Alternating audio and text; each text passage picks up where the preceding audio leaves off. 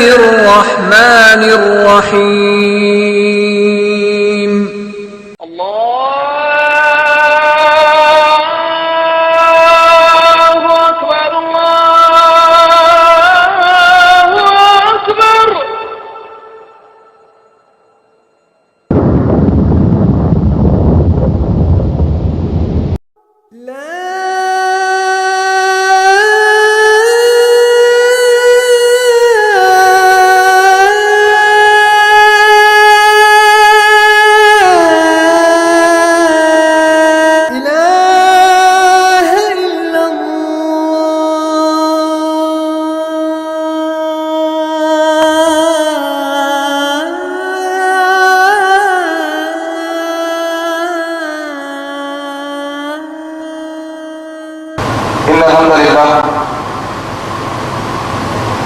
الحمد لله الذي نستعينه ونستغفره ونؤمن به ونتوكل عليه ونعوذ بالله من شرور انفسنا ومن سيئات اعمالنا من يهده الله فلا مضل له ومن يضلل فلا هادي له واشهد ان لا اله الا الله واشهد ان محمدا عبده ورسوله اما بعد فإن خير الحديث كتاب الله وخير الهدي هدي محمد صلى الله عليه وسلم وشر الأمور محدثاتها وكل محدثة بدعة وكل بدعة ضلالة وكل ضلالة في النار. قال الله تعالى في القرآن المجيد والفرقان الحميد أعوذ بالله من الشيطان الرجيم بسم الله الرحمن الرحيم. الف لام میم ذلك الكتاب لا ريب فيه هدى للمتقين الذين يؤمنون بالغيب ويقيمون الصلاة ومما رزقناهم ينفقون والذين يؤمنون بما أنزل إليك وما أنزل من قبلك وبالآخرة هم يوقنون أولئك على هدى من ربهم وأولئك هم المفلحون. رب اشرح لي صدري ويسر لي امري واحلل عقدة من لساني يفقهوا قولي رب زدني علما آمین رب العالمین.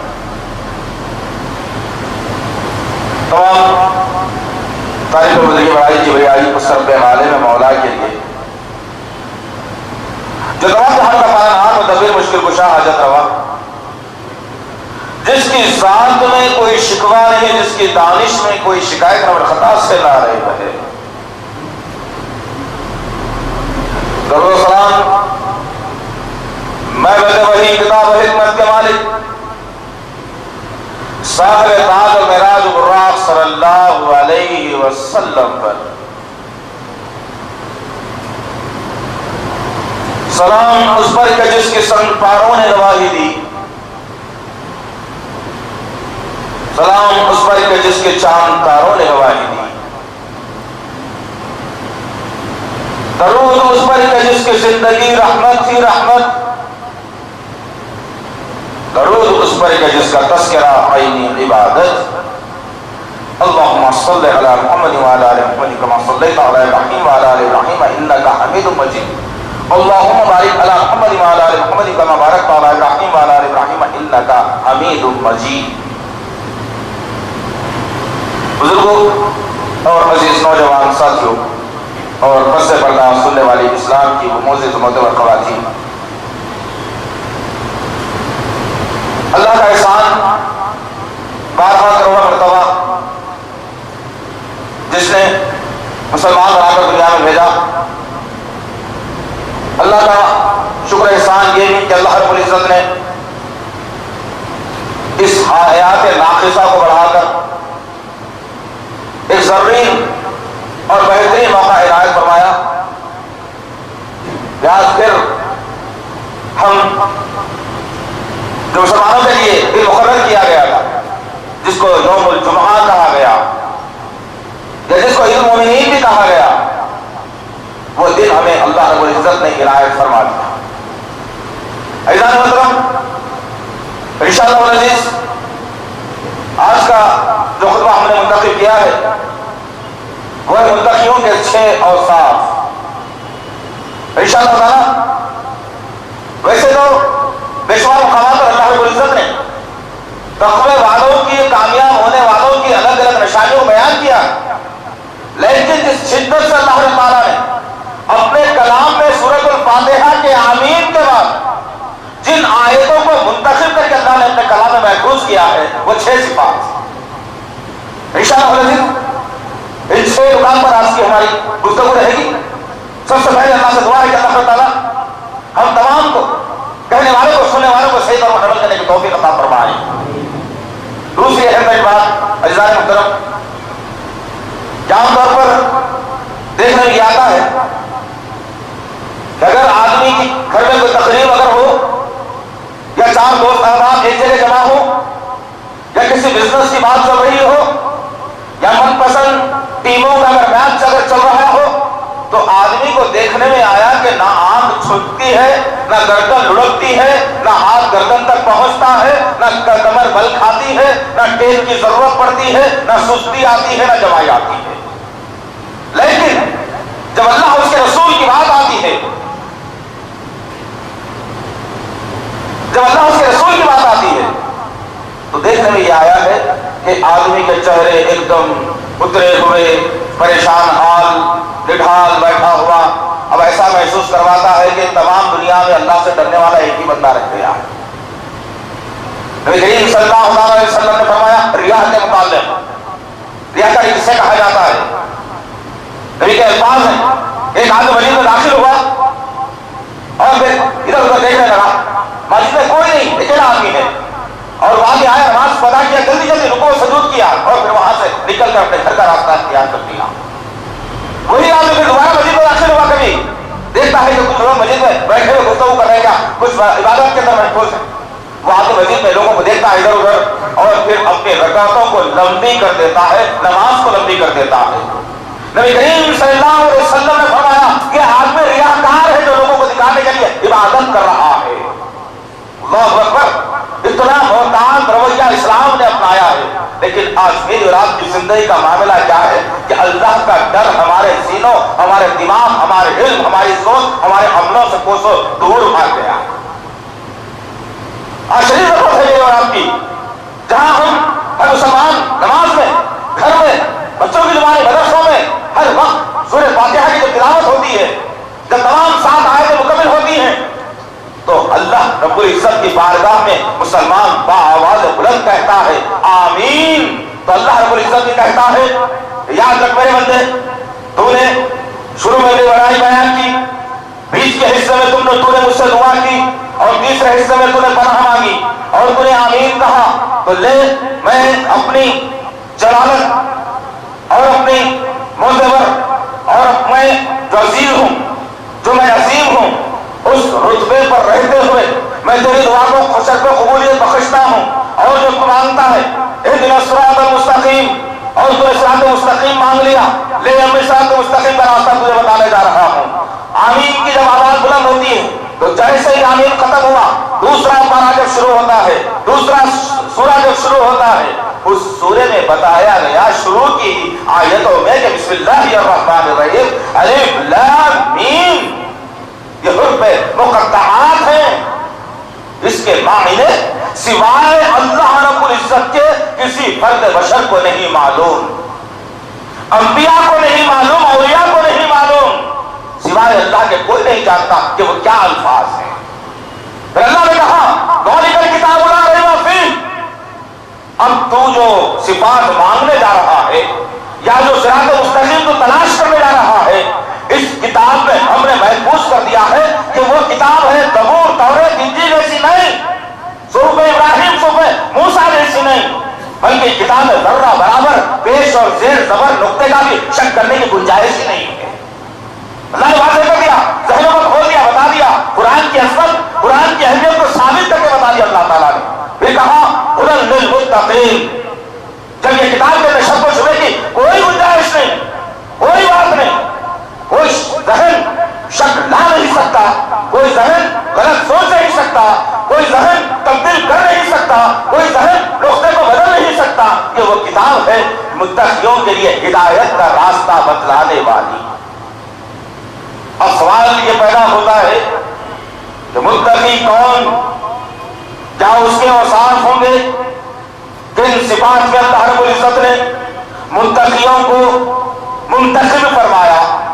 ان اوصاف، یہ اوصاف اگر ایک آدمی اپناتا ہے تو انشاءاللہ رب العزت اللہ نے کامیابی کا جو مسئلہ سنا وہ بھی ہم آپ کے سامنے رکھیں گے انشاءاللہ۔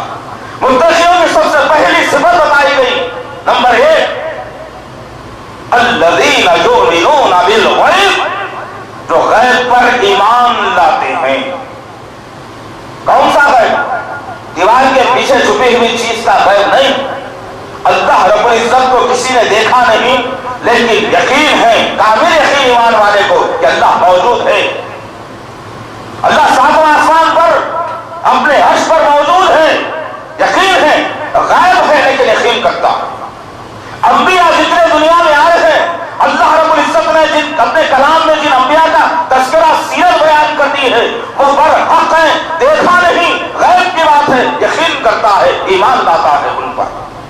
ایمان کی صفات بتایا گیا، تقوی والوں کی پہلی صفت بتائی جا رہی ہے، جنت کو نہیں دیکھا، یقین ہے جنت ہے، جہنم کو نہیں دیکھا، ڈرتا ہے بندہ جہنم سے، قبر کے عذاب کو نہیں دیکھا، قبر کے ہولناکی کو نہیں دیکھا، غائب ہے لیکن ڈرتا ہے مومن بندہ قبر کے عذاب سے، پناہ مانگتا ہے اپنے رب سے۔ یہ ہے غیب پر ایمان لانا۔ لیکن افسوسناک پہلو یہ ہے، ذرا اپنے کانوں کو چھٹک لو، ذرا دلوں میں نرمی پیدا کرو، ذرا اپنے دل و دماغ کو اللہ اس کے رسول کے قانون کی طرف لاؤ، پھر پتا چلے حقیقی منہج کیا ہے، حقیقی اسلام کیا ہے، حقیقی بات کیا ہے، حقیقی عمل کیا ہے۔ آج چنندہ کم صرف کمینے لوگ مسلم معاشرے میں گشت کرتے ہوئے، جن کو منکرین حدیث کہا جاتا ہے، جو انکار حدیث ہے، انکار حدیث نہیں بلکہ انکار قرآن بھی ہے، وہ لوگ آج مسلم معاشرے میں گشت کرتے ہوئے اعلان کر دیا کہ نبی آئے تھے، بس ان کی ذمہ داری اتنی تھی کہ اپنی زندگی میں جو باتوں کو پھیلانا تھا پھیلا دیا، تو قرآن میں موجود ہے وہ صحیح ہے، نبی نے جو کہا احادیث کے اندر وہ سراسر جھوٹ اور غلط ہے، نعوذ باللہ من ذالک۔ کیا پھر بھی ہماری حمیت جاگتی نہیں اسلام کے متعلق؟ کیا ہم کبھی اپنے آپ کو تڑپاتے نہیں کہ اسلام کے اوپر اتنی بڑی آنچ آئی، نبی کی سیرت کو بدنام کیا جانے لگا، اس کے باوجود کوئی تحریک چلنے کا نام نہیں لیتی عزیزان محترم، کوئی تحریک نہیں چلتی، کوئی نوجوان اٹھتا نہیں، کسی جماعت کے عالم کے اندر یہ غیرت نہیں اٹھی کہ وہ اپنے مسلمانوں کے درمیان میں ایسے اٹھنے والے فتنوں کا کیا تدارک ہو سکے، اس کا علم دے سکے۔ جادو کا انکار، جادو غیب ہے، اس کا انکار کیا گیا۔ عذاب قبر کا انکار، عذاب قبر غائب ہے، اس کا انکار کیا گیا۔ قرآن کی آیتوں میں تحریف کی جا رہی ہے، لیکن اس کے باوجود یہ تحریف کمزور مسلمان جو صرف لا الہ الا اللہ زبان سے ادا کر دیا، عملی طور پر دور، علمی طور پر دور، تحقیقی طور پر دور، معلوماتی طور پر دور، صحبتی طور پر دور، جب ایسے مسلمان ان کے ہاتھ کو لگتے ہیں تو ادھر ادھر کی گپ شپ سنا کر مسلمانوں کو بے دین بنایا جا رہا ہے۔ اللہ نے کہا غیب پر ایمان رکھنا منتقیوں کی پہلی صفت ہے۔ ہم نے اپنے نبی کو نہیں دیکھا، کسی نے کوئی کہہ سکتا ہے کہ نہیں میں رات کو اٹھا تھا 2 بجے، نبی میرے گھر آئے تھے، میں ان کے ہاتھ پر بیٹھ کر کے مسلمان ہوا ہوں، کوئی کہہ سکتا ہے یہ؟ کوئی نہیں کہہ سکتا۔ ہم نے سنا بچپن سے، احادیث میں پڑھا، قرآن میں پڑھا، یقین بنا ہمارا کہ میرے نبی برحق ہیں۔ 1400 برس پہلے ساری انسانیت کے سامنے اسلام کے مسئلے کو سنایا، اسلام کے پرچم کو بلند کیا۔ میں نے نہیں دیکھا، غائب ہے میرے نبی میری نظروں سے، لیکن میرا یقین ہے میں ان کا امتی ہوں، انہی کے ذریعے سے میری شفاعت ہونے والی ہے۔ یقین نہیں کرتا مسلمان کے، یہی یقین ہے مسلمان کا، مسلمان کا پکا سچا یقین یہی کہ وہ آدمی غیب پر ایمان رکھتا ہے، چاہے اس کی سمجھ میں وہ بات گھسے یا اس کی سمجھ سے وہ بات بالاتر رہے یا اس کی سمجھ سے وہ بات کمتر رہے، ایک ایمان والا سمجھ سکتا ہے کہ غیب کیا ہوتا ہے اور میرا یقین اس پر کیسے ہونا چاہیے۔ الذین یؤمنون بالغیب ویقیمون الصلاۃ، دوسری صفت بتائی جا رہی ہے متقیوں کی، جو نماز کو قائم رکھتے ہیں، نماز کو قائم رکھنے سے مراد کیا ہے؟ کسی منکر نے کہا ارے تم صلاۃ کو کیا سمجھتے ہو؟ کمر مٹکانا، پلوں کو ہلانے کا نام صلاۃ ہے؟ تم نے 5 وقت اپنی مسجدوں میں مقرر کر دیا کہ 5 وقت نماز پڑھنا جائز نہیں ہے۔ نعوذ باللہ من ذالک، یاذ باللہ۔ اللہ فرما رہا ہے متقین میں دوسری صفت جو نماز کو قائم رکھتے ہیں، اور پھر نماز کیسی چیز ہے؟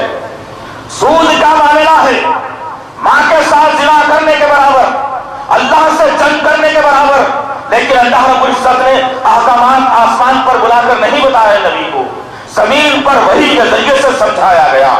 اللہ کی ذات میں شرک کرنا ظلم ہے، اللہ کی ذات میں شرک کرنا جرم ہے۔ اللہ رب العزت نے نبی کو آسمان پر اڑا کر یہ بات نہیں بتائی، زمین پر آیتوں کا نزول کر کے کہا ان الشرک لظلم عظیم، بے شک شرک کرنا اللہ پر ظلم کرنے کے برابر ہے۔ غرض کے رشتوں کے معاملے میں ہو، عبادت کے معاملے میں ہو، اطاعت کے معاملے میں ہو، ظلم کرنے کے معاملے میں ہو، جنت کا معاملہ ہو، جہنم کا معاملہ ہو، اللہ رب العزت اپنے نبی کے قلب اطہر پر دنیا میں آیتوں کا نزول کر کے سمجھایا کہ یہ ہے عمل جس کے ذریعے کرنا ہے، لیکن ایک معتبر طریقہ جس کو عبادت میں افضلین درجہ حاصل ہے وہ نماز ہے۔ نماز کا جب معاملہ آیا تو اللہ رب العزت چاہتا تو وہی کے ذریعے سے آیتوں کا نزول کر کے جبرائیل کو بھیج کر کے نماز کا طریقہ دنیا میں سمجھا دیا جاتا، لیکن اللہ نے بندوں کو بتا دیا، ایمان والوں کے ذہن میں اس بات کو پیوست کر دیا کہ یہ وہ عبادت ہے جو پچھلے کسی امت کو نہیں دی گئی، امت محمدیہ کے لیے خاص کر دی گئی تھی، جو فرشتوں کا طریقہ تھا، جو بہتر مختلف فرشتے ہیں، وہ خیال میں ہیں، وہ رکوع میں ہیں، وہ سجدے میں ہیں، وہ قاعدے میں ہیں، اسی طریقے کو نبی نے جب پسند فرمایا تو اسی طریقے کو اللہ رب العزت نے ایمان والوں کے لیے مقرر کر کے بتایا کہ اب یہ طریقہ تم کو ہونا ہے، تم آسمانوں کی سیر کرا کر کے دینے والے ہیں۔ نماز کی اہمیت کو سمجھایا اللہ تعالیٰ نے۔ متقین کو دوسری صفت بتائی جا رہی ہے کہ نماز کے قائم کرتے ہیں، کب کب قائم کرتے ہیں؟ عید کو عید مسجدوں کو بھر دیتے ہیں جب قائم کرتے ہیں متقین۔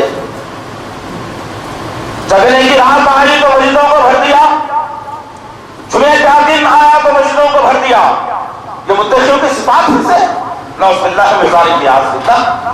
اگر نماز کی حجت کو اگر قائم کرنا ہو تو میرے اور آپ کیا محمد صلی اللہ علیہ وسلم کی زندگی سے دیکھنا پڑے گا۔ اتنی محبت آپ کو نماز سے کہ 24 گھنٹے باقی ہے ابھی اس دارے پانی سے کوچ کرنے کے لیے۔ اب یہ سانس نکل کر جسم سے کبھی پلٹ کر آنے والے نہیں، جسم کمزور ہوا جا رہا ہے، جسم کے اندر زہر کی حلاوت پیٹ کی اندریوں کو کاٹ رہی ہے۔ ان حالات میں بھی محمد صلی اللہ علیہ وسلم نے اپنے حجرے میں اما عائشہ کے ران پر سر کو رکھا ہوا ہے اور بار بار عائشہ سے کہتے جا رہے ہیں کہ اے میری عائشہ ذرا پردہ تو ہٹانا، میں اپنے ماننے والوں کو دیکھ لوں کہ یہ نماز ادا کر چکے ہیں یا نہیں۔ اللہ اکبر، سمجھتے کیا ہو دوستو؟ منتخب میں دوسری صفت بتائی جا رہی ہے، نماز کو قائم کرنے والے ہیں یہ لوگ۔ اللہ اکبر، ہم منتخب نہیں چاہتے دوست، اللہ سے ڈر کر زندگی گزارنے والے کا نام منتخب، ہم منتخب بننا ہی نہیں چاہتے، ہم تقوی لانا ہی نہیں چاہتے، ہم اللہ سے ڈر کر زندگی گزارنا چاہتے ہیں۔ اللہ رب العزت نے کیا کہا ایسے لوگوں کے متعلق؟ سورہ اعراف آیت نمبر 51 میں اللہ تعالیٰ فرماتے ہیں نبی کریم صلی اللہ علیہ وسلم جنہوں نے دنیا میں لہو لہاب کی زندگی گزاری، ہماری عبادات سے منہ موڑ لیا، اپنے آپ کو دنیا کے حوالے کر دیا، آخرت کے خوف کو ذہن سے نکال دیا، جب تم دیکھو گے کہ قیامت میں یہ لوگ جمع کیے جائیں گے تو ہم بھی ان کے ساتھ وہی معاملہ کریں گے جس طرح سے انہوں نے ہمارے نام کو دنیا میں بھلا دیا تھا، ہم بروز قیامت اس کے نام کو بھی بھلا دیں گے۔ اللہ اکبر۔ اور سورہ طٰہٰ کی آیت نمبر 14 میں فرمایا گیا وقت میں صلاۃ کے ذکر، نماز قائم کرو اللہ کے ذکر کے لیے، اللہ کی یاد کے لیے۔ جو بندہ نماز قائم نہیں کرتا، جو بندہ نماز نہیں پڑھتا، اس کے دل سے اللہ کا ذکر غائب کر دیا جاتا ہے۔ اس کی بنیاد پر آج کیا ہے؟ ڈالر سے محبت، دینار سے محبت، درہم سے محبت، ریال سے محبت، بیوی سے محبت، بچوں سے محبت، گھر اچھے کلر سے محبت، گاڑی سے محبت، ہر شے سے، کھانے سے محبت، ہر شے سے محبت ہو گئی انسان کو۔ لیکن اپنے رب سے محبت کرنا نہیں جانا گیا انسان تو نماز قائم کرتے ہیں. نماز کیا؟ اپنے سر کو اللہ کی بارگاہ میں جھکا دینے کا نام. وہ سر جس سے تم شرم انگیزی بھی کرتے ہو، وہ سر جس سے تم فتنہ پرور بھی بنتے ہو، وہ سر جس سے تم لوگوں پر نگاہیں غلط ڈالتے ہو، وہ سر جس سے تم اللہ کی یاد بھی کرتے ہو، وہ سر جس میں بھیجا رکھا گیا اس بھیجے میں تم اللہ کے ذکر کو محفوظ بھی رکھتے ہو، ایک قیمتی چیز کو تم اللہ کے سامنے جھکا دیتے ہو تو اللہ راضی ہو کر کہتا ہے کہ بندہ آیا میرے سامنے سر کو جھکایا اور باندھ جو مانگتا ہے دینے کے لیے تیار ہو. نماز اسی کا نام ہے. متقیوں کی دوسری صفت بتائی جا رہی ہے کہ نماز کو قائم کرتے ہیں. تیسری صفت بتائی جا رہی ہے الذین یؤمنون بالغیب ویقیمون الصلاۃ ومما رزقناہم ینفقون.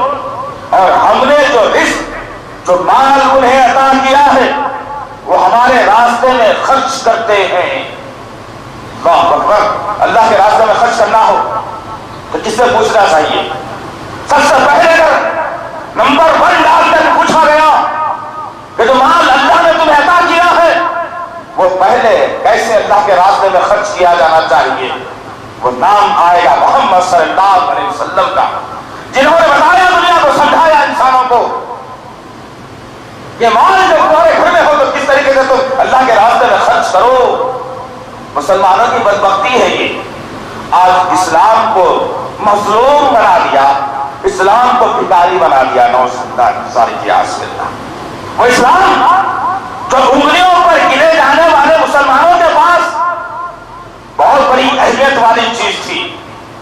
جب مسلمان کسی کام کے لیے جب نکلتا، کسی عمل کے لیے جب نکلتا تو مسلمان کے پاس جب آواز لگائی جاتی آؤ لوگوں مال خرچ کرنا ہے اللہ کے راستے میں، جو جتنا مال خرچ کرے گا نبی اسے جنت کی بشارت دیتا ہے.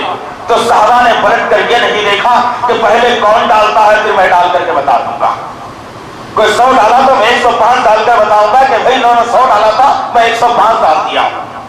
کوئی 500 کا نوٹ ڈالا تو بازو دیکھ کر کے کہے گا کہ میں تو 500 کا ڈال دیا، میرا نام زیادہ ہونا چاہیے میں 1000 کا ڈال کر کے بتاؤں گا. ہمارا وہ طریقہ کار یہ تھا.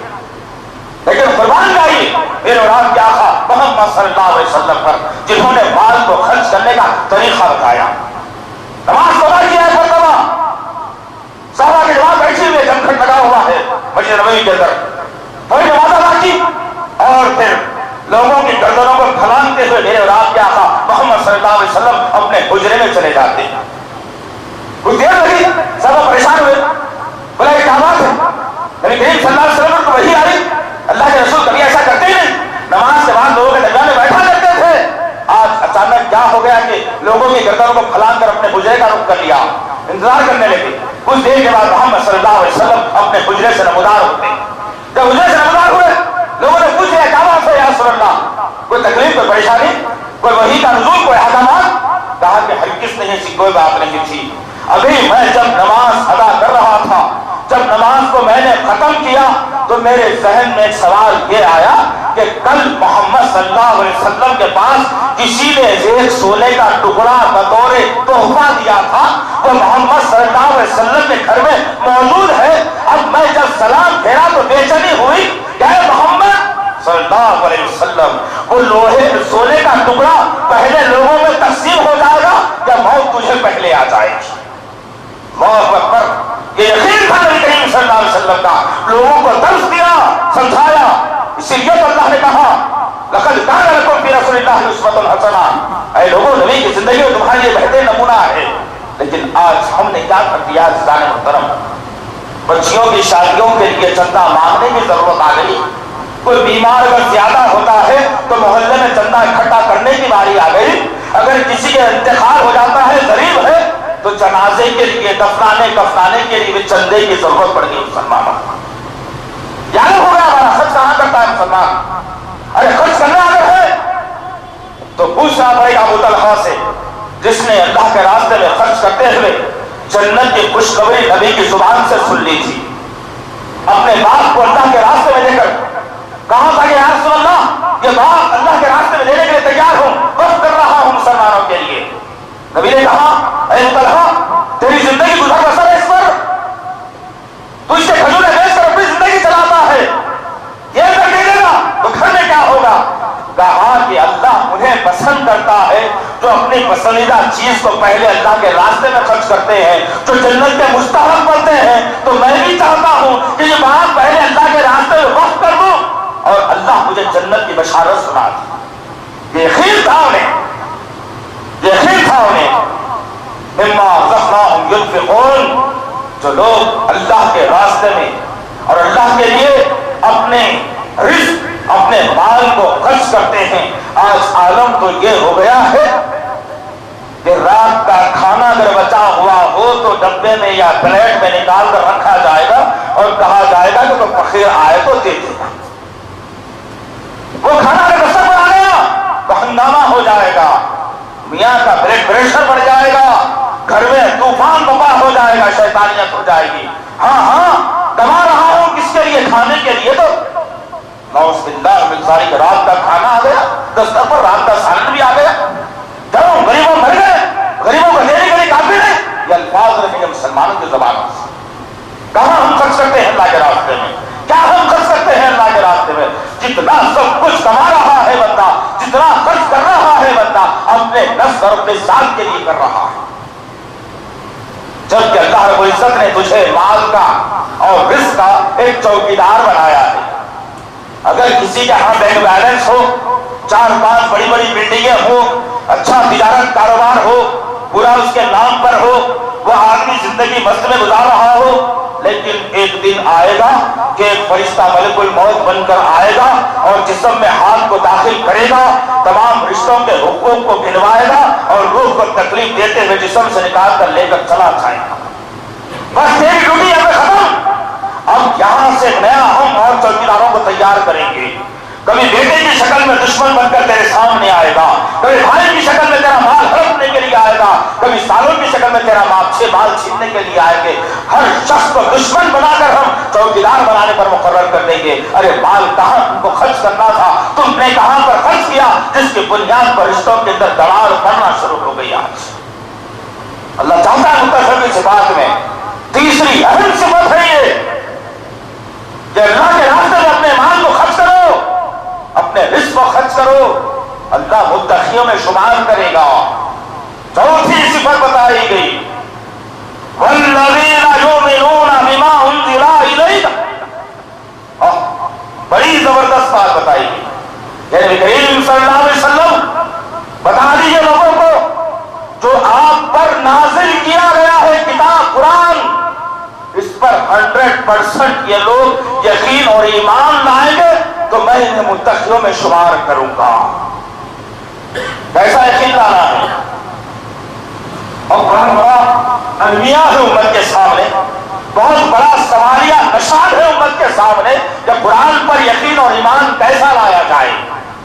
ہمارا یقین قرآن پر یہ ہے، سب سے پہلے یہ دیکھ چلے، اس کے بعد پھر یقین کیسے لانا ہے وہ بھی دیکھیں انشاءاللہ۔ ہمارا یقین یہ ہے، ہمارا ایمان یہ ہے قرآن پر کہ بہترین اعلیٰ جوزدان میں لگتی رہے اور سب کے سروں سے اوپر رہے تاکہ نکالنے میں بڑی تکلیف ہو جائے۔ ہم نے ایمان ایسے لایا قرآن پر، ہم نے قرآن پر ایمان جب لایا تو گھر میں جھگڑا ہوا، جائیداد کا بٹوارا ہوا، تم بھی نہا کر کے آؤ ہم بھی نہا کر کے آتے ہیں، قرآن پر قسم کھا کر کے کہتے ہیں کہ لیا یا نہیں لیا۔ ہم نے ایسے ایمان لایا قرآن پر۔ اور ہم نے ایمان کیسے لایا قرآن پر؟ گھر نیا بنایا، 15 حافظوں کو لا کر بٹھا دیا، آدھے گھنٹے میں تمام کے تمام قرآن کو صفا چک کر دیا حافظوں نے۔ ہم نے ایسے ایمان لایا قرآن پر۔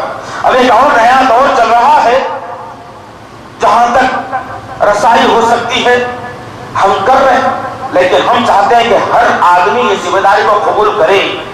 وہ ذمہ داری کیا کہ جگدیش مارکیٹ سے لے کر مہدی پٹنم کی مارکیٹ تک آ جائیے، ذرا صبح ذرا دورہ کریے مارکیٹ کا، 10 بجے 10:30 بجے 11 بجے مارکیٹ کھلے گی، کچھ خریدیے مت، لیکن قرآن کی عظمت کو کیسے پامال کیا جا رہا ہے، قرآن کے قانون کو کیسے جھٹلایا جا رہا ہے، قرآن کی عظمت کو کیسے ختم کیا جا رہا ہے، ذرا نظارہ دیکھیے جا کر کے۔ چند زر خرید حافظوں کو بلایا جاتا ہے اور وہ دکان کھولنے کے ساتھ ہی کاؤنٹر پر بیٹھتا ہے اور چند جملوں میں قرآن کو پڑھتا ہے اور جیب کھنگال کر جیب میں پیسے ڈال کر چلا جاتا ہے۔ اللہ نے کہا ہدی للمتقین، میں متقیوں کے لیے ہدایت کا راستہ بتانے والا ہوں۔ تو ساری زندگی اپنے دکان میں قرآن کو پڑھاتا رہے، تیرے دکان سے کبھی برکت داخل نہیں ہوگی، برکت خارج ہو جائے گی تیری دکان سے۔ کیوں کہ تو نے اتنا ہی اس پر ایمان لایا کہ ایک معتبر کتاب ہے میری دکان میں پڑھی جائے گی تو کیا حق زیادہ آ جائے گی۔ ہم نے ایمان اتنا ہی لایا، اور ایمان ہم نے کیسا لایا؟ قرآن کے اوپر ہم نے ایمان لایا تو ملاحوں کی کہی ہوئی بات پر ایمان لایا، جنہوں نے قرآن کے الفاظ کو بدل کر ہندسوں میں لا دیا، اور ہم جیسے کم ایمان رکھنے والے کم عقیدہ مسلمانوں کے کبھی گلوں میں لٹکا دیا تو کبھی ٹنگوں میں باندھ دیا تو کبھی کمر پر باندھ دیا، اور کبھی تو یہ بھی کر دیا، وہ بھی بتا دو شاید غیرت اور حمیت ہماری جاگ اٹھے، یہاں تک لکھ دیا کم ظرفوں نے اگر کسی عورت کو زچگی اگر نہ ہوتی ہو، تکلیف ہو رہی ہو، سورہ انشقاق کی ابتدائی 10 آیتوں کو ایک پیپر پر لکھ کر عورت کی سیدھی ران پر باندھ دیا جائے جس سے اس کی زچگی آسان ہو جائے۔ یہ ہم نے ایمان لایا قرآن پر۔ کہاں دوستو تم؟ ہم تو پڑھتے ہی نہیں قرآن، ہم تو جانتے نہیں قرآن، ہم تو یقین رکھتے ہیں کہ گھر میں ہے قرآن بس۔ کہاں ہے تمہارا ایمان؟ اللہ فرما رہا ہے یہ ایسا ایمان لاؤ قرآن پر، حق ہے 100% یقین کے ساتھ ایسا ایمان لاؤ۔ اللہ نے کہا مصیبت آ جائے تو میرے سامنے ہاتھ پھیلانا، کسی اور کے سامنے نہیں پھیلانا، ایسا ایمان لاؤ۔ اللہ نے کہا سر کو جھکانے کی باری آئے، کسی تربت پر سر مت جھکانا، میرے دربار میں آ کر سر جھکانا، ایمان ایسا لاؤ۔ سود کا لین دین کو بند کراؤ، ایسا ایمان لاؤ۔ ماں باپ کی بات کرو، ایسا ایمان لاؤ۔ پڑوسیوں کے حقوق ادا کرو، ایسا ایمان لاؤ۔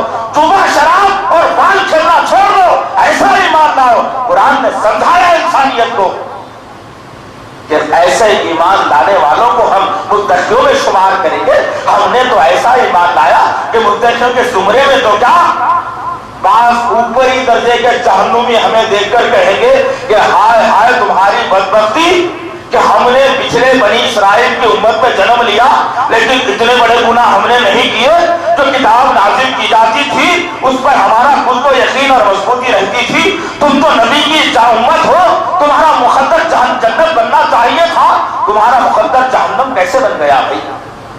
اللہ اکبر، کیسا ایمان ہونا چاہیے؟ والذین یؤمنون، جو لوگ ایمان لاتے ہیں بما انزل الیک، جو تم پر کلام نازل کیا گیا ہے 100% ایمان لاتے ہیں، شرک چھوڑتے ہیں، توحید پر قائم رہتے ہیں، بدعت چھوڑتے ہیں، اطاعت کرتے ہیں، کسی غیر و لٹھو کی بات کو سن کر ایمان نہیں لاتے، نبی کے حکم، نبی کی اطاعت، نبی کی اتباع، نبی کی بات قرآن کو پڑھ کر ایمان لاتے ہیں۔ ایسا ایمان لانے کا تذکرہ کیا ہے۔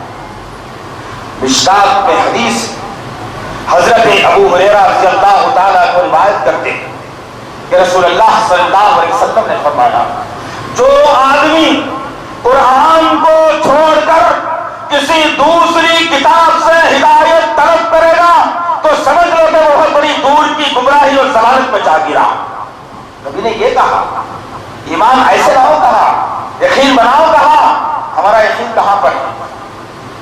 اولاد کے لینے کی جب باری آئی، نیل و آسمان کی طرف ہاتھ کو پھیلا لیا اور کہا کہ اللہ 4 بیٹیاں تھیں، ایک بیٹے کی ضرورت ہے۔ اللہ نے دعا کو قبول کیا، 4 بیٹیوں کے بعد ایک بیٹا دے دیا۔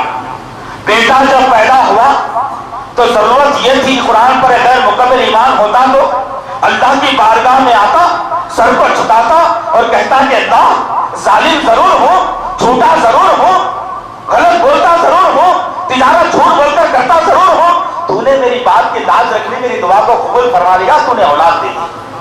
لیکن جیسے ہی بیٹا پیدا ہوا، سسرال والوں نے کہا، کبھی دوستوں نے کہا، کبھی ماں باپ نے کہا، کبھی گھر والوں نے کہا کہ چلو لاری تیار کی جائے، 2 بکروں کو لیا جائے۔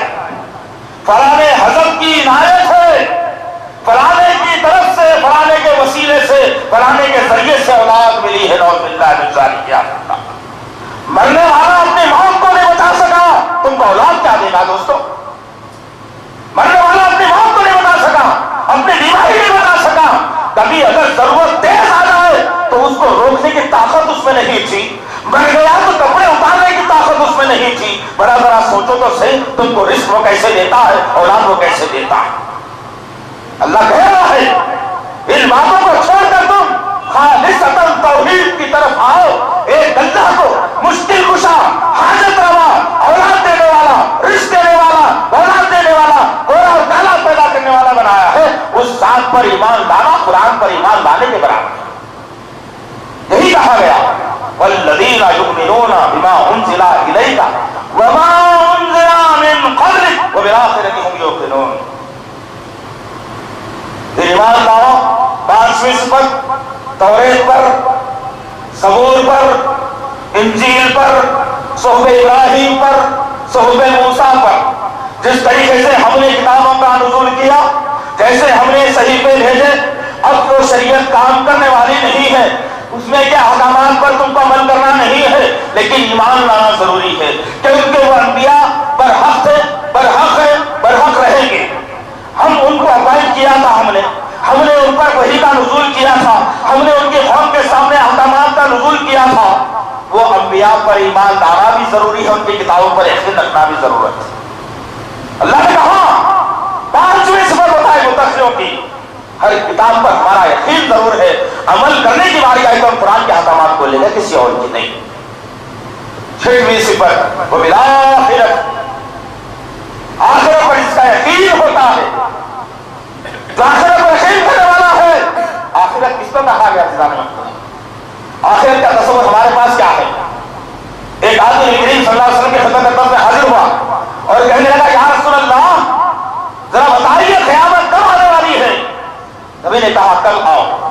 وہ آدمی چلا گیا، دوسرے دن پھر آیا، پوچھا کہ یا رسول اللہ قیامت کے بارے میں سوال کیا، کب آئے گی؟ کہا کل آؤ۔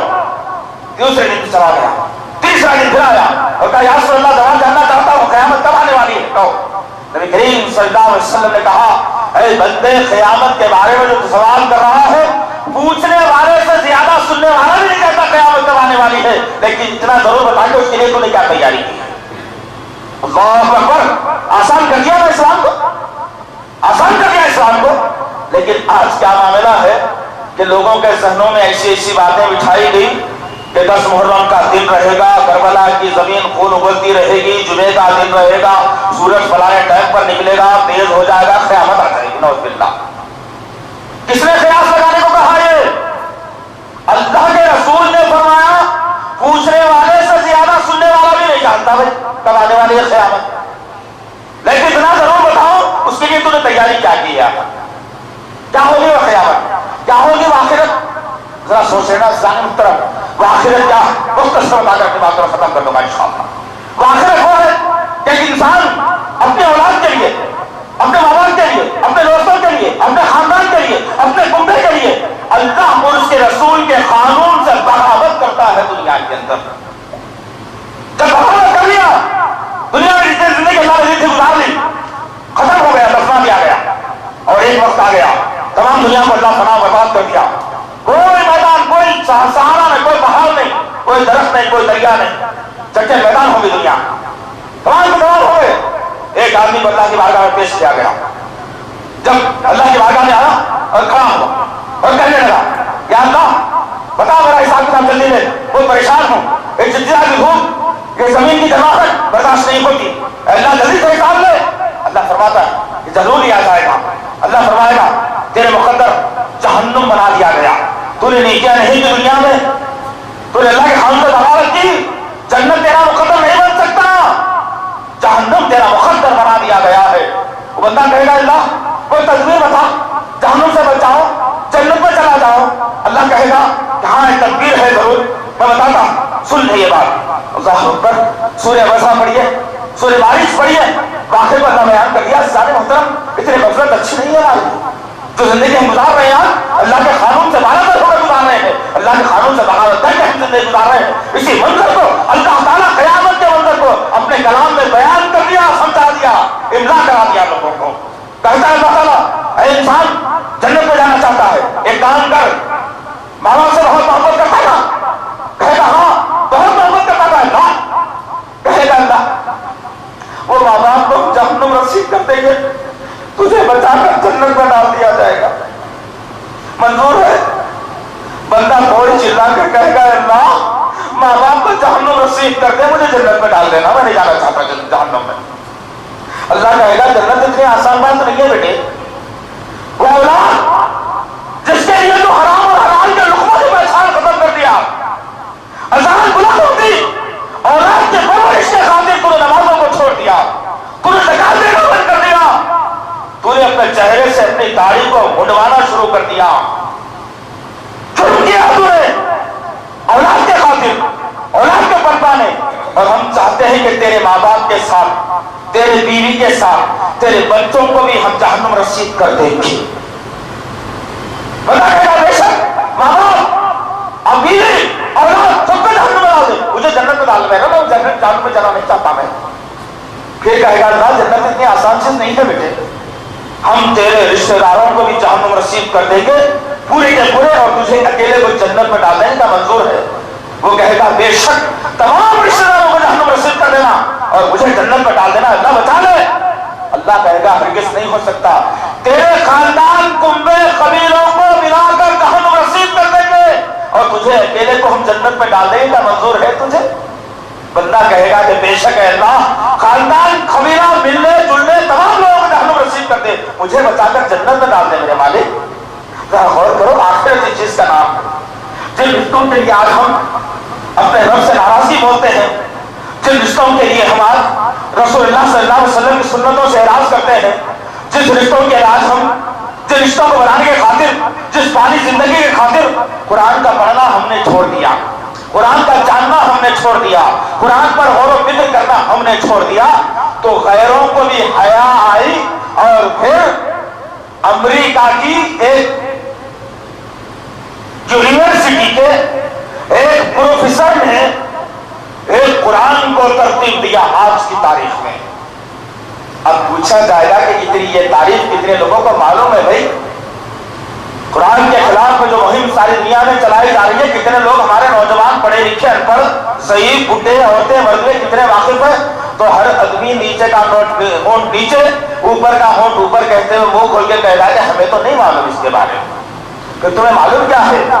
تمہیں اچھا لقمہ ضرور معلوم ہے، کون سی ہوٹل میں بریانی اچھی ملتی معلوم ہے، کون سا رشتہ دار پیسے والا ہے، کیا ڈھنگ کر کے اس سے پیسے کیسے نکال لینا معلوم ہے، تمام چیزیں معلوم ہو گئی، لیکن تمہیں قرآن نہیں معلوم ہوا. تو ہوا یہ کہ دا ٹرو میسج آف قرآن کے نام سے، فرقان کے نام سے نکالا گیا امریکہ کی سرزمین سے. اور آج مغربی ممالک کے اندر اس ٹرو میسج فرقان کو تقسیم کیا جا رہا ہے، جس کی بو پھیلتے پھیلتے کویت کی سرزمین تک آئی، اور پتہ نہیں کتنے عربی ممالک میں پھیلے گا، پتہ نہیں کتنے ہمارے ملکوں تک یہ آئے گا. کیوں؟ اس لیے کہ ہم نے قرآن کے علم کو چھوڑ دیا. ہم کو معلوم ہی نہیں ہے قرآن میں کیا لکھا ہوا ہے.